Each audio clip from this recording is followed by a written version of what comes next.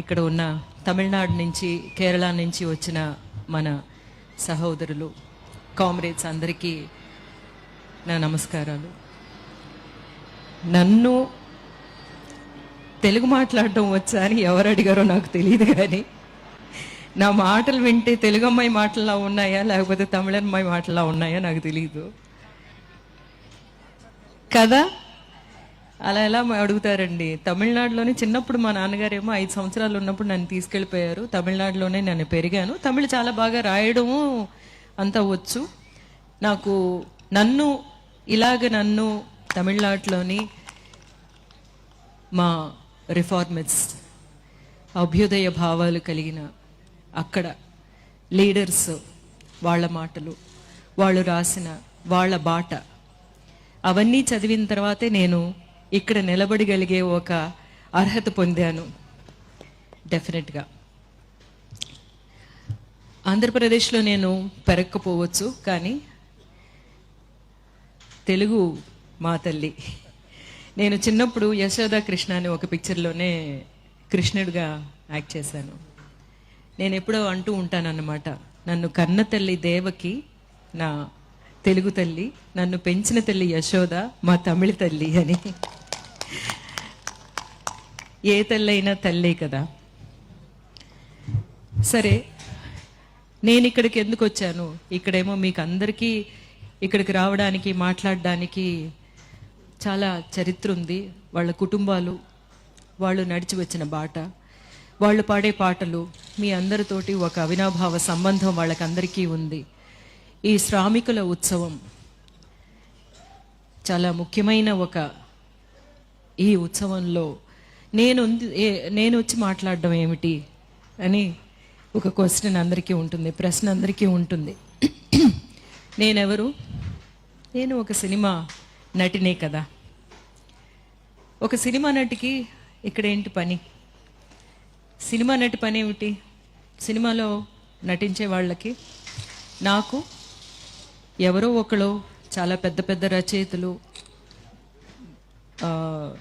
Thinkers రాసిన మాటలు బట్టి పట్టి డైరెక్టర్ ఎలా చెప్తారో అలాగే యాక్ట్ చేయడమే మా పని కదా, అంతే.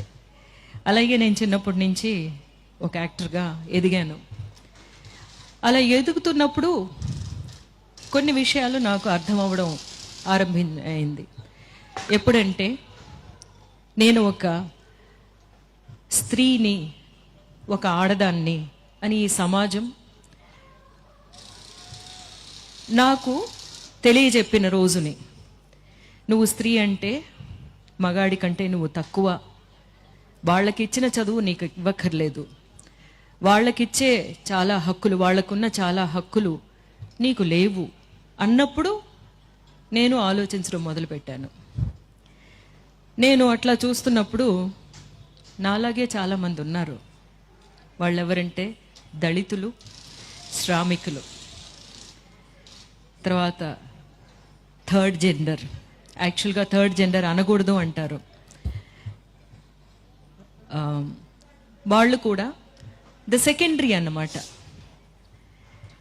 అప్పుడు ఆ సెకండరీ పొజిషన్లో నుంచి ఆలోచిస్తున్నప్పుడు నాకున్న హక్కులు ఏమిటి అని నేను ఆలోచించడం మొదలుపెట్టాను.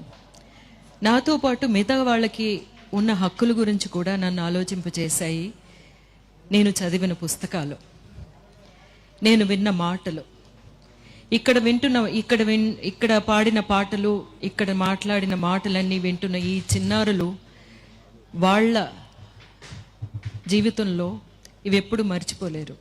సమానత్వం లేదు అన్నది నాకు తెలిసింది.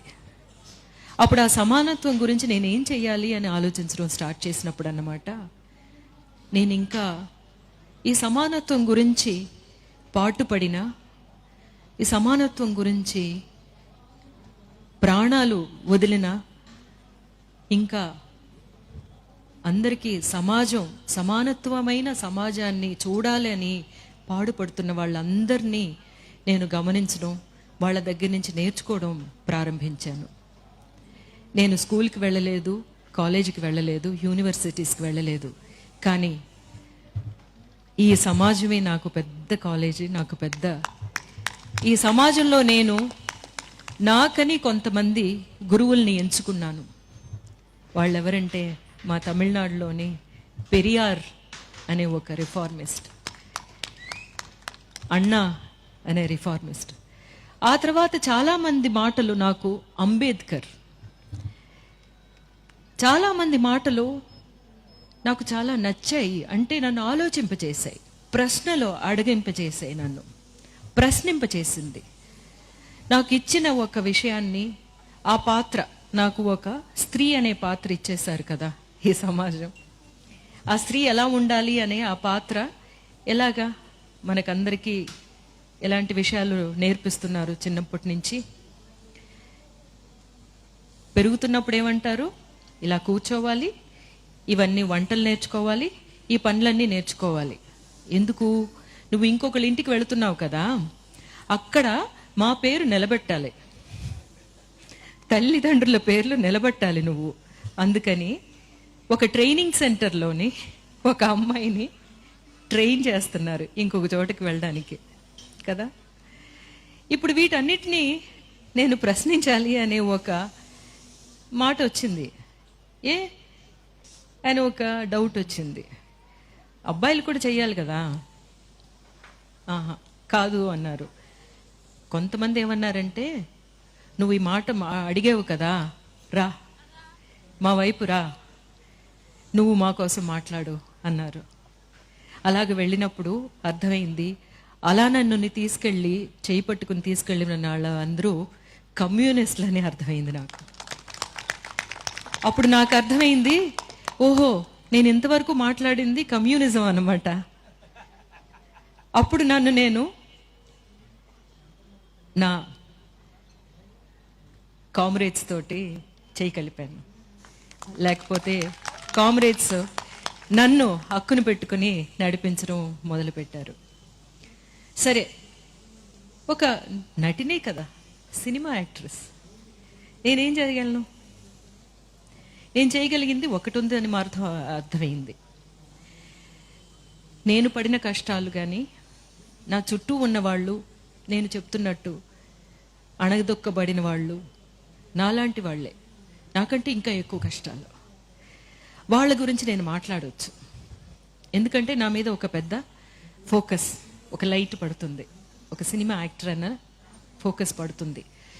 అలా ఫోకస్ని మనం దేనికైనా యూజ్ చేసుకోవచ్చు. కానీ నాకేమనిపించిందంటే, ఈ ఫోకస్ని మనం యూజ్ చేసి మన వాళ్ళ గురించి మనం బతుకుదాము అని అనిపించింది. అలాగన్నమాట, నా కళ ద్వారా, నా మాటల ద్వారా, నా ప్రెజెన్స్ ద్వారా మేము ఉన్నాం మీతో, మీ గురించి మాట్లాడడానికి మేము ఉంటున్నాం. మీకు ఏదైనా ప్రాబ్లం వస్తే దాన్ని ఒక మ్యాగ్నిఫై చేయడానికి ఒక మైక్ లాగా ఉంటాను అని స్టార్ట్ చేసిన ఒక ప్రయాణం అన్నమాట ఇది. ఈ ప్రయాణంలో చాలా చాలా విషయాలు తర్వాత తెలిసాయి. అణగదొక్కబడే వాళ్ళ గురించి, అణగదొక్కే వాళ్ళు ఏమిటేమిటి చేస్తున్నారు అని, ఏ విషయాలన్నీ మనకి ఎదురుగా తిప్పుతున్నారు అనేది. అంబేద్కర్ ఏం చెప్పారంటే, ఒక కుటుంబంలో, ఒక సమాజంలో ఉన్న స్త్రీని మనం ఎట్లా నడుపుతున్నామో, తనని ఎట్లాగా ఏ దారిని పట్టించాలి అనే విషయంలోని ఎక్కువగా అందరూ ప్రయత్నిస్తున్నారో, ఆ విషయాలన్నీ మారిస్తే చాలు మన సమాజం చాలా సమానత్వమైన సమాజం అయిపోతుంది అని చెప్పి. దానికి కారణం ఏంటంటే, ఒక స్త్రీ ఒక కుటుంబంలోని అన్నీ చెప్పి పెంచుతుంది. ఒక కొడుకు కూడా నువ్వు ఈ పని చెయ్యొద్దు, ఆడదే ఈ పని చెయ్యాలి అంటే అమ్మని నమ్ముతున్నాడు కొడుకు. కానీ మీరిద్దరూ కలిసి పని చెయ్యాలరా అని అమ్మ చెప్పి పెంచిందనుకోండి, వాళ్ళు అలా పెరుగుతారు కదా. అలా ఎందుకు చేయించలేదు ఒక స్త్రీని అని ఆలోచిస్తే, 4 విధాలుగా స్త్రీని వాళ్ళ చెప్పు చేతుల్లో పెట్టుకోవాలి అన్నది. ఎవరు? అధికారం చేతుల్లో పెట్టుకోవాలి అనుకున్న వాళ్ళందరూ స్త్రీని తన చెప్పు చేతుల్లో పెట్టుకోవాలి అనే కొన్ని దారులు. ఒకటేం చేశారంటే, తనకి చదువు చెప్పించకూడదు. చదువు చెప్పిస్తే ఏమవుతుంది, మనతో పాటు సమానంగా మాట్లాడుతుంది, క్వశ్చన్ చేస్తుంది కదా. చదువు చెప్పించకూడదు. ముందుగానే బాల్య వివాహం చేసేస్తే తనకిష్టమైన వాడిని ప్రేమించడం అనే ప్లేస్కే వెళ్ళదు. తర్వాత తనకిష్టమైన వాడిని పెళ్లి చేసుకోవడానికి అస్సలు ఆ ప్రసక్తే లేకుండా చెయ్యాలి. ఒకవేళ ఏదో ఒక విధంగా విడో అయ్యిందనుకోండి, మగాడైతే రీమ్యారేజ్ ఉంది, కానీ ఆడది చేయకూడదు. ఇంకొక విషయాన్ని, ఒక చాలా పెద్ద ఒక మాయని ఇచ్చారు. దేవుళ్ళు ఉన్నారు, దేవుళ్ళ తర్వాత దేవుడు నీ భర్త మీ అనమాట. అప్పుడు వాళ్ళు ఏం చెప్తున్నారో అవన్నీ నువ్వు చెయ్యాలి. చేయకపోతే ఏమవుతుంది? దేవుణ్ణి నువ్వు ధిక్కరించినట్టు, నీ మతాన్ని నువ్వు ధిక్కరించినట్టు, నీ సంస్కృతిని నువ్వు ధిక్కరించినట్టు అని ఒక మాయలోని స్త్రీని పెడితే ఏం చేస్తుంది? మన కుటుంబం బాగుండాలి అంటే పొద్దున్నే లేవాలి, అందరికంటే ముందు లేవాలి, అందరికంటే తర్వాత పడుకోవాలి అన్నది. ఇలాంటివి.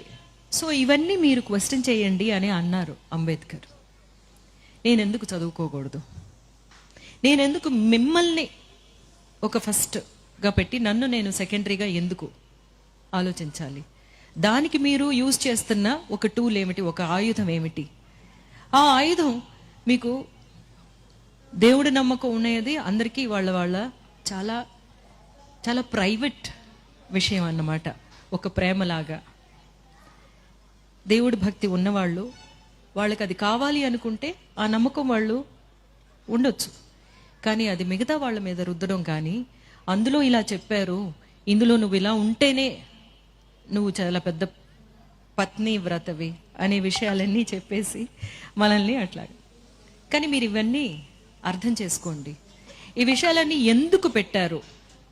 ఎందుకంటే ఒక కులంలోంచి ఇంకో కులంలోకి వెళ్ళకూడదు, వాళ్ళని పెళ్లి చేసుకోకూడదు, చేస్తే ఏమవుతుంది అనేది ఇంకా మన ఇండియాలో జరుగుతూనే ఉన్నాయి కదా. అప్పుడు ఇవన్నీ మనం సరిచేసే ఒక విషయం ఒక స్త్రీ చేతిలో ఉంది. ఆ స్త్రీ ఈ 4 విషయాలని అర్థం చేసుకుని మనల్ని అణగదొక్కడానికి చేసిన విషయాలే ఇవి అని అర్థం చేసుకుంటే చాలు. నెక్స్ట్ 2-3 జనరేషన్లోనే అందరినీ మనం ఒక విధమైన ఆలోచనలోకి తీసుకురాగలం. సరే, ఈరోజు ఇది చాలా ఇంపార్టెంట్గా నేను నిన్న ఒక జెండర్ ఈక్వాలిటీ గురించి మాట్లాడారు అన్నారు. కానీ నేను ఇక్కడికి వచ్చింది ఒక స్త్రీగా మీతో మాట్లాడాలి అన్న ఒక కారణం కూడాను. ఇవన్నిటినీ మనం ఇప్పుడు ఇంత శ్రామికులు ఉన్నారు, వాళ్ళ గురించి అన్న అన్న అన్న అనే పాటలు పాడారు, కానీ ఎవరైనా ఒక అక్క అని పాటలు పాడారా అని ఎప్పుడూ ఆలోచిస్తూ ఉంటాను నేను. ఎన్ని పాటలు అన్న, ఆయన మాత్రమే శ్రమిస్తాడా? ఆయన శ్రమించి వచ్చి ఆ డబ్బులు తీసుకొస్తున్నారు. అహోరాత్రులు ఇంట్లో శ్రమించే అక్కని పట్టించుకోడు. మనం జీతాలు లేని శ్రామికులం కదా, పుట్టుకతో శ్రామికులమే, అవునా? ఎందుకలా అవ్వాలి? అవ్వక్కర్లేదు. నువ్వు కూడా వంటింట్లోకి వెళ్ళి ఆ బియ్యం నీళ్లలో పోస్తే ఆ బియ్యం ఉడుకుతుంది. ఆడదాని చేయి తగితేనే ఆ బియ్యం ఉడుకుతుందా? ఆ బియ్యం అంటుందా నీతో? నువ్వు మగాడివి, నీ చేతితో వేస్తే నేను అన్నం అవ్వను, ఆడ చెయ్యి తగిలితేనే నేను అన్నంగా ఉడుకుతాను అని అంటుందా? అది లేదు కదా. సో నెక్స్ట్ జనరేషన్కి మనం చెప్పాల్సిన విషయాలు ఇవన్నీ అని మన కామ్రేడ్స్కి కూడా అప్పుడప్పుడు చెప్తూ ఉండాలి అన్నమాట. అది మిగతా శ్రామికుల గురించి ఇన్ని గొంతు దించుకొని పాడేవాళ్ళు, మా గురించి కూడా ఇంట్లోకి వెళ్ళి కొంచెం పనులు చేసి పెట్టండి. ఇప్పుడు సమీపంలో గర్ల్ ఫ్రెండ్ అని ఒక పిక్చర్ చూస్తుంటారు. ఆ పిక్చర్లో ఉన్న ఒక్క సీను, మీ ఇళ్ళకి వెళ్ళితే మీ అమ్మో, మీ అక్కో, మీ అత్తో వాళ్ళందరూ ఆ క్యారెక్టర్లో కనిపిస్తారు కదా. అప్పుడు మీరు ఇక్కడ బయటకు వచ్చి ఇంత అభ్యుదయ భావాలు మాట్లాడుతున్న వాళ్ళు కూడా ఇంటికి వెళ్ళినప్పుడు మీరు ఎలా ఉన్నారు మీ మీ ఇంట్లో ఉన్న శ్రామికులతోటి అనేది ఆలోచించండి. చాలామందిని నేను చూశాను, ఇంట్లోనే అందరికీ అన్ని పనులు పంచుకుని చేసుకునే చాలా కుటుంబాలని నేను చూశాను. బట్ నేను ఇంకా ఇక్కడ ఇలా చెప్పకపోతే మిగతా వాళ్ళకి అర్థం అవ్వదు. అందుకని మిమ్మల్ని గాయపరచాలని కాదు. ఈరోజు తీసుకున్న ఒక ముఖ్యమైన విషయం గురించి కూడా మాట్లాడాలి. మాదక ద్రవ్యాలు మనకి ఇప్పుడు ఉన్న సొసైటీలోని మనల్ని కంట్రోల్ చేయాలి అనే విషయాల్లోని ఇది ఒకటి మీకు చాలా ముఖ్యమైన విషయంగా తీసుకుంటున్నారు అని అనిపిస్తుంది నాకు. యంగ్స్టర్స్ని ప్రక్కదోవ పట్టించడానికి వాళ్ళ సెన్సెస్లో ఉంటేనే కదా వాళ్ళు బాగా చదువుకోవాలి అనే విషయానికి వెళతారు. చదువుకుంటే అందరూ చదువుకుంటే పల్లకులు అందరూ ఎక్కేస్తే పల్లకి మోసేది ఎవరు అని అడుగుతున్నారు. నేనేమంటానంటే పల్లకులోని ఎవరు ఎక్కొద్దండి, మనం అందరూ కలిసి సమానంగా నడిచి వెళదాము అని అనాలి. మనం ఆ పల్లకెందుకు అనేది మనం అడుగుతామని, ఆ పల్లకులు మేము మొయ్యమని చెప్తామని మనల్ని ఎట్లాగా, మన పిల్లల్ని, మన యంగ్స్టర్స్ని ఎట్లాగా తప్పుదోవ పట్టించాలి అనేది చూస్తున్నారు. వీటికన్నిటికీ మనం మన సంఘంలో, మన సమాజంలో ఉన్న ప్రతి ఒక్కరూ చాలా చాలా చాలా క్లియర్గా గమనించాలి. మన పిల్లల్ని మనం మంచి దారి పట్టించాలి అని చెప్పి అంటున్నాను. ఎందుకంటే అది ఎలా వస్తుందో తెలీదు. ఫ్రెండ్స్ ద్వారా వస్తుంది. ఫ్రెండ్స్ ఒకళ్ళు నేను చేస్తున్నాను రా నీకేంట్రా భయం అంటారు. ఆ ఫ్రెండ్స్ మధ్యన ఉండే ఒక స్టైల్ కోసం, నేను మీతో సమానం అని చెప్పుకోవడం కోసం ఫస్ట్ టైం వెళుతుంది. ముందుగానే చెప్పాలి, మీరు ఇంకొకళ్ళు దొంగతనం చేయకూడదు అనే విషయాన్ని మనం చిన్నపిల్లల నుంచి చెప్పి పెంచుతున్నట్టు ఇలాంటి విషయం నేను ఎవరైనా చెప్తే వద్దు అని చెప్పడం మాత్రమే కాదు, మీ కుటుంబంలో ఎవరైనా ఒకళ్ళు ఉంటారు, వాళ్ళని ఎగ్జాంపుల్గా చెప్పి మాకు ఇలా జరిగింది, ఆయన పోయిన తర్వాత వాళ్ళ ఫ్యామిలీ ఎలా ఉంది చూడండి అని వాళ్ళనే సమరులుగా తయారు చేయాలి. ఈ ప్రాబ్లంని మనం ఇలా తప్ప వేరింకే విధంగా ఎరాడికేట్ చేయలేం. అఫ్కోర్స్ ఫోర్సెస్ ఏమో పోలీస్ కానీ లేకపోతే సిస్టమ్ కానీ దాన్ని క్లియర్ చేయాలి అనేది మనం డెఫినెట్గా చెప్తూనే ఉన్నాము. కానీ కుటుంబంలో ఉండే వాళ్ళకే, ఎస్పెషలీ పేరెంట్స్కే, తల్లిదండ్రులకే తెలుస్తుంది తన బిడ్డ ఒక చిన్న తేడా కనిపిస్తుంది. ఆ తేడా కనిపించినప్పుడు వెంటనే దాన్ని సరిచేయాల్సిన ఒక బాధ్యత మనకు ఉంది. మనం చెయ్యాలి, ముందుగానే చెప్పాలి. ఎట్లాగా బట్టలు వేసుకుని వెళ్ళాలి, నువ్వు బయటికి నగ్నంగా వెళ్ళకూడదు అని చెప్తున్నాం కదా, అది మనం చెప్పే కదా. It's a behaviour, learned behaviour. మన మనుష్య జాతికి అంతా లర్న్డ్ బిహేవియర్ అనమాట. ఇప్పుడు మనం అందరం చీరలు కట్టుకుంటున్నాం, ఈ అలవాటు కాబట్టి మనం కట్టుకుంటున్నాం. వాళ్ళు షార్ట్స్ వేసుకుంటున్నారు, అది వాళ్ళకి అలవాటు. లేకపోతే స్కర్ట్ వేసుకుంటున్నారు, గౌన్లు వేసుకుంటున్నారు, అది వాళ్ళకి అలవాటు. మనకి ఈ భాష కూడా మన అలవాటే, మన తల్లిదండ్రుల ద్వారా వచ్చింది. అలాగే మన అలవాట్లు కూడా డెఫినెట్గా మనమే ముందుగా చెప్పాలి, వాళ్ళని క్లియర్ చేయాలి, మంచి త్రోవ పట్టించాలి. అది చాలా ఇంపార్టెంట్. మా అబ్బాయితో నేను అదే అన్నాను. ఎందుకంటే దీనివల్ల బాగా ఎఫెక్ట్ అయింది మా ఫ్యామిలీ, మీకు తెలిసిన విషయమే. వాడితో నేను చెప్పింది ఏంటంటే, ఎవరైనా ఏదైనా ఆఫర్ చేస్తే I got affected by this, అందువల్ల నువ్వు వాళ్ళని మంచిదారి పట్టించాల్సిన ఒక బాధ్యత నీ మీద ఉంది అని చెప్పిన తర్వాత వాడు చాలామందితో మాట్లాడానని చెప్పాడు. అదే మనం చేయాల్సింది.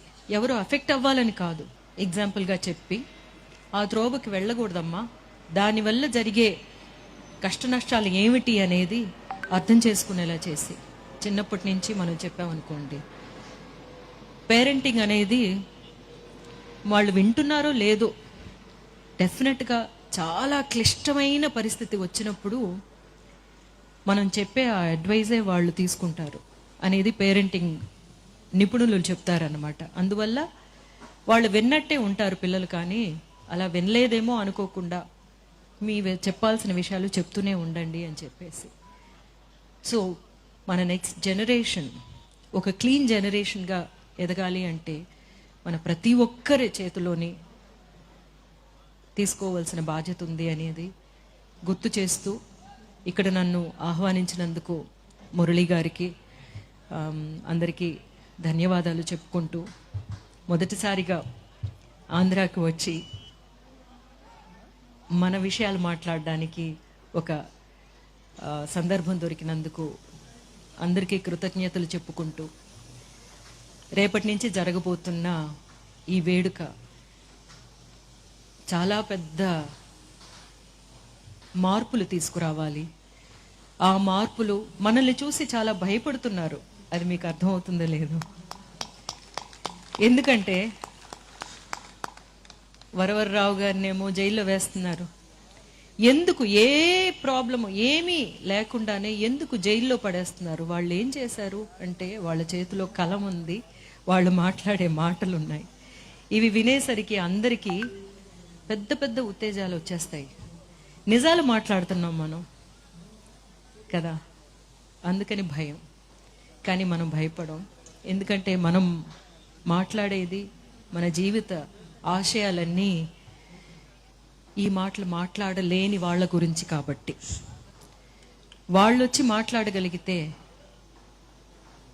ఈ మాట్లాడలేరు కాబట్టి వాళ్ళ హక్కుల గురించి పోరాడడానికి మనం ఉన్నాం. డెఫినెట్గా మనం అందరం ఉన్నాం అన్న ఒక ఈ వారం రోజులు జరిగే మహాసభలు ఆ హామీలో చాలా పెద్ద ఒక విషయంగా ఉంటుంది. అదొక పెద్ద హామీ అని తెలియపరుచుకుంటూ విజయవంతం కావాలి అని అభినందిస్తూ, థ్యాంక్ యూ సో మచ్.